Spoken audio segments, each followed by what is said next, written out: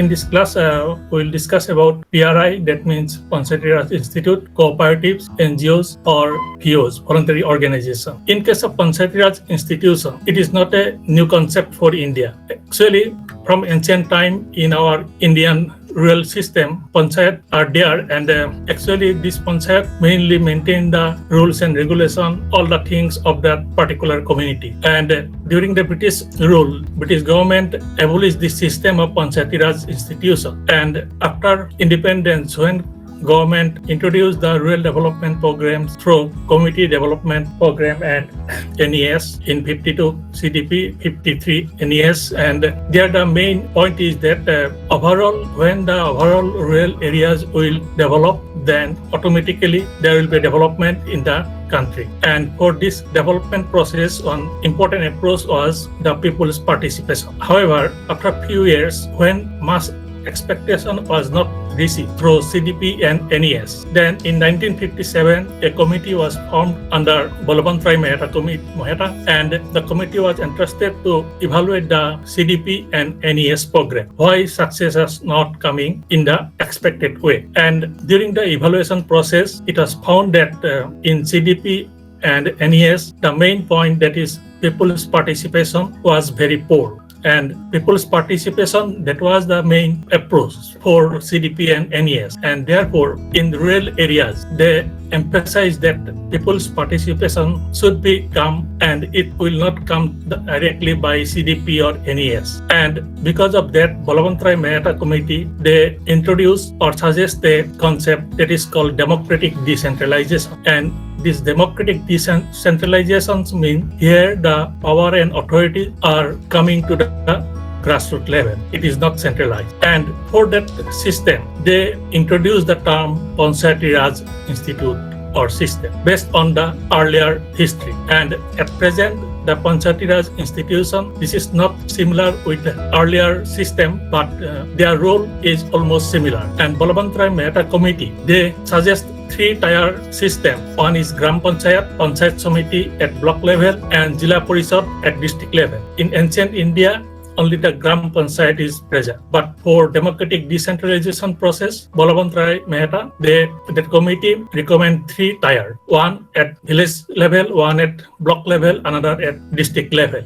After that, first this institute, PRI institute, was accepted by Rajasthan, and at that time it was not compulsory that all the states should introduce this Panchayati Raj Institution. And in Panchayati Raj Institution, the main function of rural development, that is done at village level. And so the Gaon Panchayat is a very important component in case of Panchayati Raj Institution. After that, again it was observed that though Panchayati Raj Institute was adopted by most of the state, but the functioning of the Panchayat was not proper. And because of that, again another committee, that is Ashok Mehta Committee, was formed, and they recommended two-tier Panchayati Raj system. They abolished the middle tier, that is block level. And after that, though these changes were made, but still the Panchayat Institute, they could not provide the main process of rural development. And here the main point was that though the Panchayati Raj Institute was adopted by India, but it was not a constitutional body. That means some state may or may not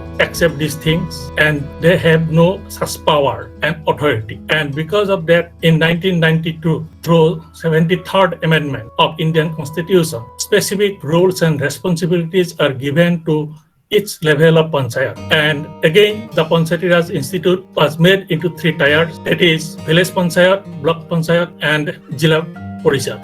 And only after 73rd Amendment Act, and it was implemented in 1993, the Panchayat, they get the actual real power and authority. All of you know about the election process of Panchayati Raj system, and because of since members, president, all are elected by the voters of the respective area, so it is called as democratic decentralization. Entire process is democratic. In case of cooperative, the main definition is it is an independent association of women and men united voluntarily to meet their common social, cultural needs and aspirations through a jointly owned and democratically controlled enterprise. It is an organization where people are joined voluntarily to work for the society, for their need, all these type of things, and entire organization is controlled by democratic way. The main aim of cooperative societies is to provide a tangible benefit to all people who face similar problems. That means those people who are facing the same problem individually, they cannot solve the problem, and because of that they form the cooperatives through mutual understanding and cooperation to solve their problem. The cooperative societies plays an important role in socio-economic development of the country. Can you cite some example of cooperative societies which are playing a major role in Indian rural development?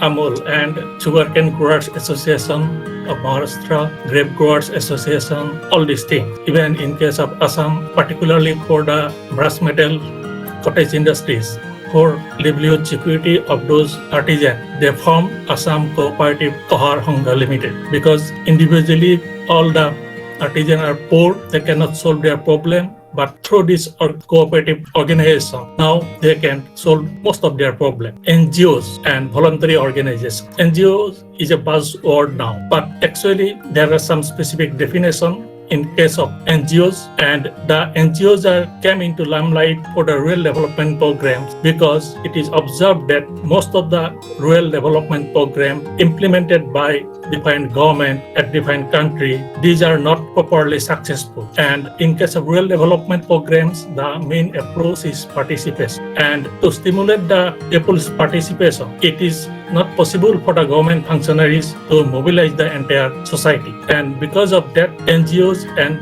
voluntary organizations, these were welcome for the rural development program because they are dedicated person, they join voluntarily for the social service, and because of that they can easily mobilize the people towards development process. Voluntary organization is an agency, organized or unorganized, structured or unstructured, which work for the welfare of a community in any given area of its population.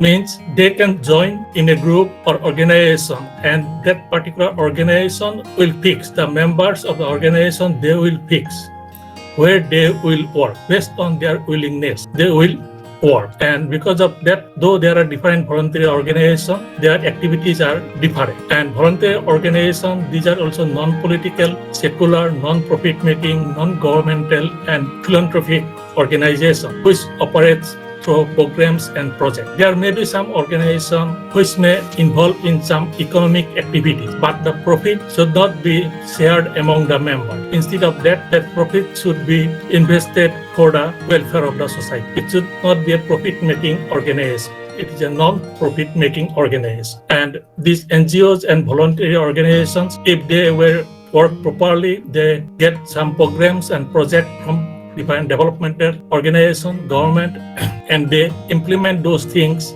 at their jurisdiction. Sometimes government shares some of the activities to those organizations, particularly the people's mobilization part, so that the government can easily work for the society. NGO. There are numbers of NGOs, but active NGOs are very less.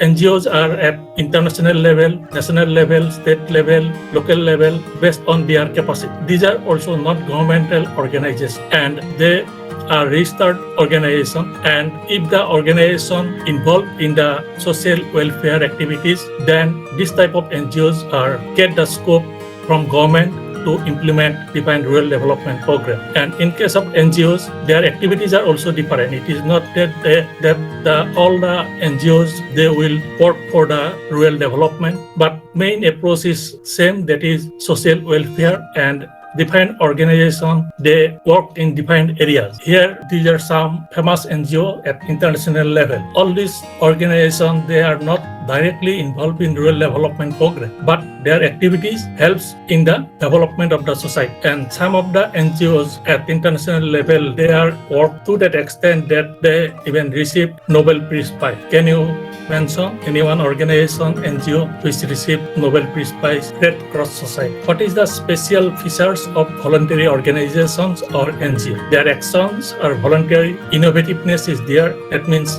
in a defined way they act for the society. They are dedicated person, and because of that they voluntarily involved in the program. All people of the society, they are not involved in this type of activities. Always flexible in the approach, because in case of rural development or social development, if there is no flexibility, then it is very difficult to work properly, and therefore it is flexible. Their motivation level is very high. They are not doing the work for the profit. When society is developed, that is their satisfaction. And since it is flexible, so the procedures are also less. With minimum procedural practice, they can do this thing. There is no red tapeism of bureaucracy. Those people, organizations, they have some sort of natural capabilities, and because of that, they are joined in a particular organization. Who can do what type of things? Based on that, those people will join or form that type of NGOs or voluntary organization. And since they are part of the society and they understand the need and problem of the people very well than the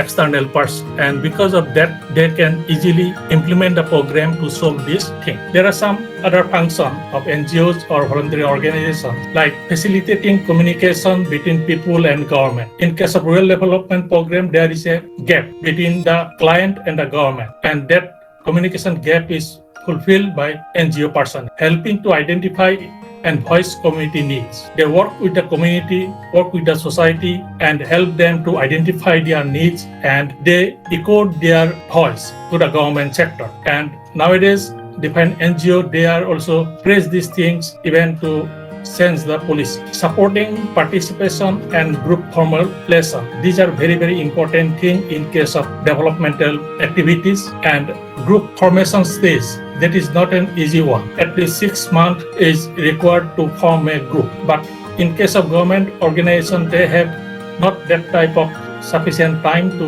do these things. And in that case, they take the help of NGOs, organization to form the group. They also help in giving training and building the capacity of community group. Only formation of the group is not sufficient. That group should be sustained. For the sustainability of the group, they also train the group members, building their capacity so that they can maintain the group. Channelizing resources at the community level. Many times what happens, there is a problem and the people can't solve these things because of lack of resources, and they have lack of information on this type of things, where from this type of resources they can collect. And here the NGO, they're channelizing those things from where, what type of resources you can receive or what should be done to get this type of resources. And by this way, the people of the rural society, they can develop their areas, develop their standard of living, all these things. What is the common problem in case of Indian NGO? Most of the cases,